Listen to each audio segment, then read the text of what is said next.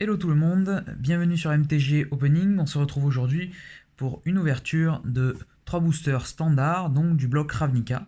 Donc respectivement un booster les guildes de Ravnica, un booster la légende de Ravnica et un booster la guerre de Planeswalker. Donc on va commencer par le plus ancien et sans plus tarder, procédons à l'ouverture.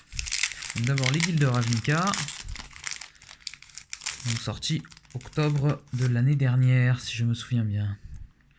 Donc un Cératoc sauvage, un galopin de feu, Mesmérite Védalquin, patrouilleur de Parélion, barrière d'os, lierre de Herse, une multicolore, le titubeur Arizorm, Golgari donc, qui est très bien pour les decks jouant avec le cimetière, un assaut sonique qui était bien joué en IZ, notamment rumeur vicieuse, qui est pas mal ça en carte de défausse, malheureusement c'est un rituel.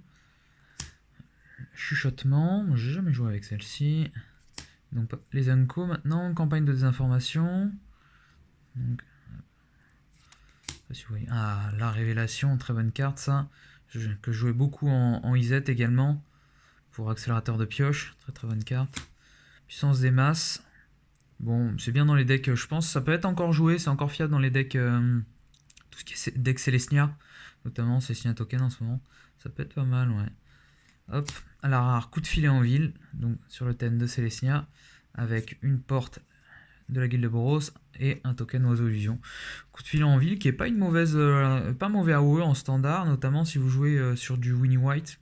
Après c'est pas trop méta en ce moment. Ou des Célestia tokens, notamment parce que vous ne pouvez détruire que les créatures d'endurance supérieure ou égale à 4. Donc si vous jouez beaucoup sur des 1-1, des 2-2, ça peut être pas mal. Okay. Deuxième booster, hop, l'agence de Ravnica, donc édition suivante du même bloc. Donc il a vu apparaître les 5 guildes suivantes.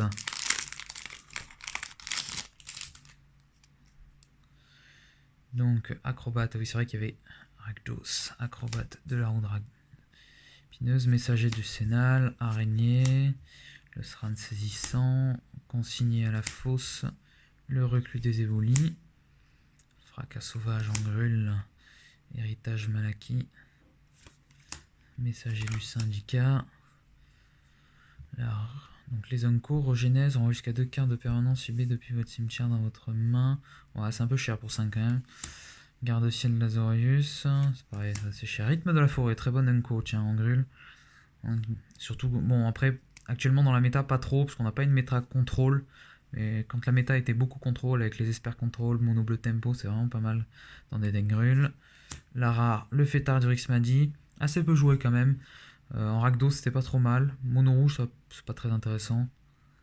Mais c'est quand même une carte assez lente hein, si vous voulez la jouer pour son coup de spectacle à 4. Hop, une porte et une foil. La foil, oh, une foil rare. Électrodominance.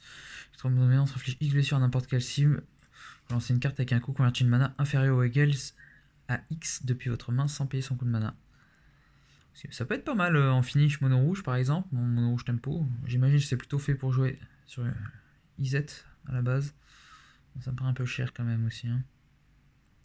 Éclair géant, c'est pas mal. Jolie carte quand même, un foil, très jolie foil.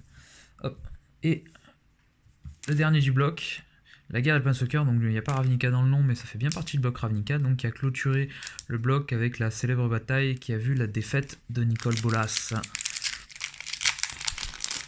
Donc j'aime particulièrement le lore de Magic, notamment grâce à la chaîne Magic C'est Chic, hein, qui est très qualitative au niveau du rôle, qui reprend au niveau du background, qui reprend l'histoire originale de Magic et qui le traduit en français. Donc extracteur de charité pour ce dernier booster, bataillon improvisé, grizzly de Vivien, fugue d'ombre de Tavriel, l'ogre des tourelles, frappe de la vagabonde, l'indolent d'Ashioc, la cruauté d'Auxilie. J'aime bien la cruauté d'Omnixis, c'est une bonne carte standard. On jouait pas mal Grixis dans l'ancienne méta avant la sortie du Throne of Eldraine. Je jouais pas mal Grixis contrôle. C'est une bonne carte ça. Avec ça, vous pouvez tuer des créatures indestructibles en plus. Hop, c'est pas mal, même si les nouveaux dunes ne l'étaient pas. Hein. Atterrissage forcé, en soi c'est toujours une bonne carte. Adepte sinistre. Officiante cruelle qui était beaucoup joué en Rose of Vampire. Hein. Ça reste une carte solide même en commandeur. Hein. La plaque d'armure en Lazotep, toujours pratique aussi quand on joue beaucoup de créatures en plus. Amasser le Planeswalker. Donc il y avait, pour rappel, un Planeswalker par booster dans cette extension. Donc là on a un Unco, Watley, le cœur du soleil. C'est pas mon préféré, je dois le dire. C'est pas le plus utile. Il n'a pas été très joué. Ensuite le combat singulier. Une île, un zombie. Hop. Combat singulier, c'est pareil, c'est pas une carte qui a été très jouée. Elle représente Sorin et Nairi dans leur combat, dans leur petit duel sur Ravnica.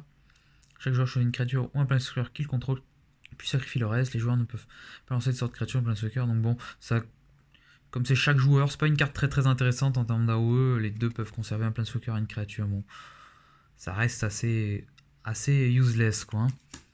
Ok, donc 3 jolis petits boosters avec quand même une rare foil. Il y avait deux incos intéressantes. Une rare foil, Fêtard du Rex Magi. Hop.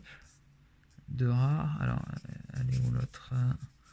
L'autre rare. Ah ouais, 2 incos intéressantes.